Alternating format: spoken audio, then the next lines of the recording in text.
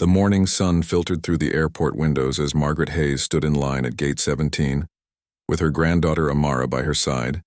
and the little girl clutched a worn teddy bear that had traveled with her from Ghana, just 6 months ago when Margaret had first welcomed her into her home, and her heart Amara was 7 years old with eyes that held both wonder and wisdom beyond her years, and braided hair that Margaret had learned to style with the help of YouTube videos and patient friends at church, and today they were flying to Chicago where Margaret's sister lived because family was everything. And Amara deserved to know all the people who already loved her. The boarding announcement crackled over the speakers, and Margaret gathered their carry-on bags while Amara held tight to her hand, and they made their way down the jetway into the airplane where the air smelled like recycled oxygen and possibility. Their seats were in row 12, and Margaret had carefully chosen them weeks ago, making sure Amara would have the window seat so she could watch the clouds and maybe spot birds flying alongside them. And as they approached their row, Margaret noticed a well-dressed man already seated in the aisle seat, with his laptop open and a bag of chips resting on his tray table. He looked up as they arrived, and his expression was pleasant enough, though tired in the way that frequent travelers often appeared, and Margaret smiled at him as she helped Amara remove her small backpack. But as Amara moved to slide into the middle seat, a woman appeared behind them in the aisle, and her voice cut through the quiet murmur of boarding passengers like a knife through butter. "Those are my seats," she announced, loudly, and her face was flushed with irritation, and her designer handbag swung from her shoulder as she gestured sharply at the row.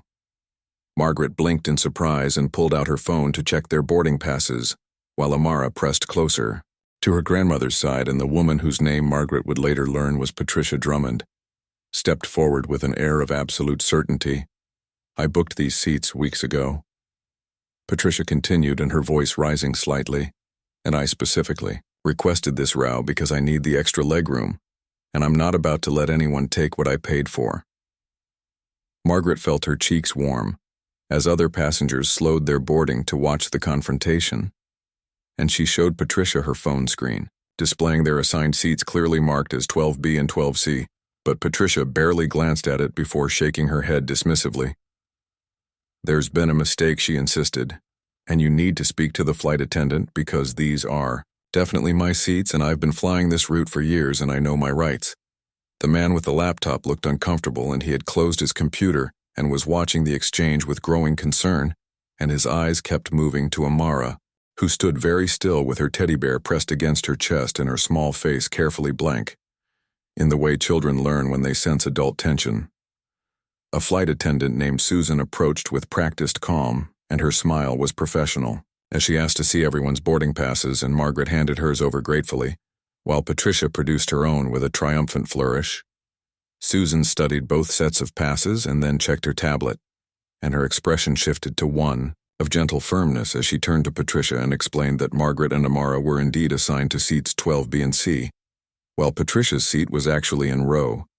22. "That's impossible," Patricia sputtered, and her face growing redder. "And I specifically chose these seats, and there must be an error in your system, and I demand to speak to your supervisor."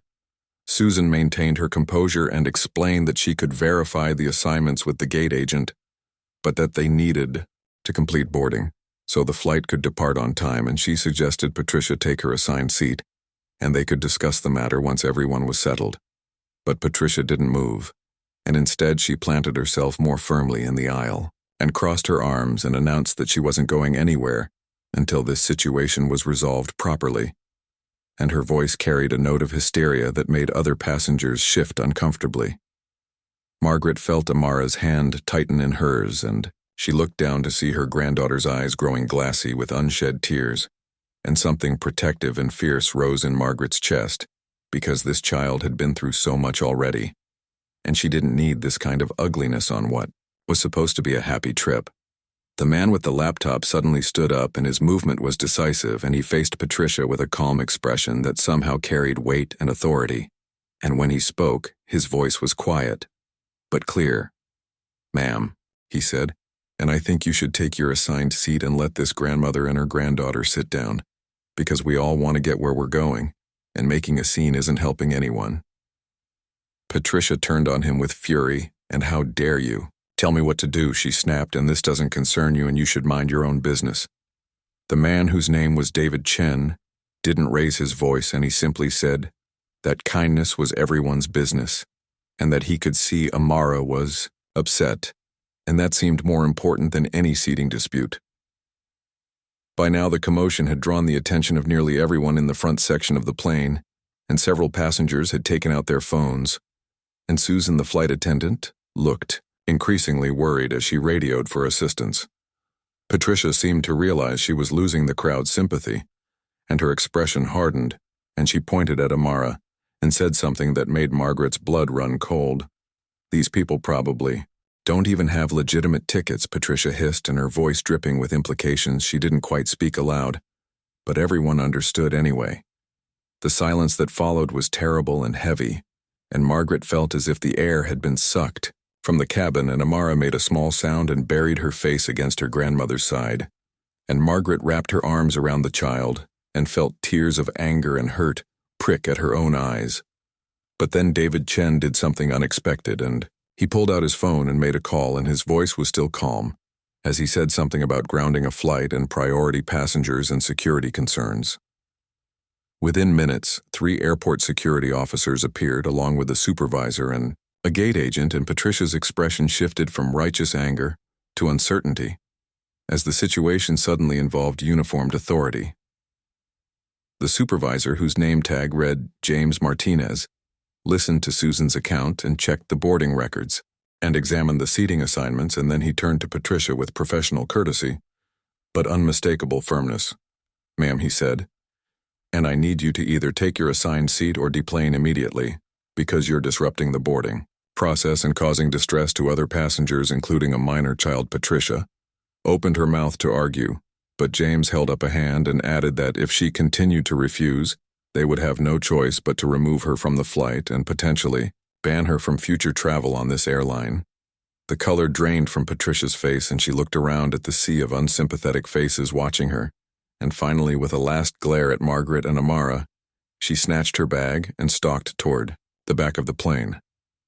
The tension broke like a wave, and Susan apologized profusely to Margaret as she helped them settle into their seats, and other passengers offered kind words and sympathetic smiles, and one elderly woman across the aisle leaned over and told Amara she had a beautiful dress. David Chen returned to his seat and opened his laptop, but Margaret noticed his hands were trembling slightly, and she realized the confrontation had affected him more than his calm demeanor had suggested. The plane finally pushed back from the gate. Margaret took a deep breath and squeezed Amara's hand and whispered that sometimes people forgot their manners, but that didn't mean the world wasn't full of good folks too. But the story didn't end there, because about 20 minutes into the flight, after the seatbelt sign had been turned off, David Chen stood up and walked to the galley where he spoke quietly with Susan, and another flight attendant named Carlos. Margaret didn't think much of it, until Susan approached their row with an apologetic smile and asked if Margaret and Amara would mind moving to different seats. And Margaret felt her stomach drop, because surely they weren't going to give in to Patricia's demands after everything. Susan quickly explained that they were being upgraded to first class and that David Chen had requested it, and paid the difference, and wanted them to have a more comfortable journey after such an unpleasant start. Margaret tried to refuse and said it wasn't necessary, but Susan insisted, and soon she and Amara were being led to spacious seats in row 3, with extra legroom and warm cookies and juice for Amara, and a sincere apology from the flight crew. As they settled in, Amara's face lit up with wonder at the extra space and the personal television screen, and Margaret felt tears slip down her cheeks, but this time they were tears of gratitude for unexpected kindness. Later, when the meal service came around, David Chen appeared beside their seats and asked if he could sit with them for a moment, and Margaret invited him to take the empty seat beside her. He introduced himself properly and explained that he was a businessman who traveled constantly and had seen too many instances of people being cruel to each other for no good reason, and he couldn't just sit by and let that happen to a child. Margaret thanked him with heartfelt sincerity, and then Amara surprised them both by asking why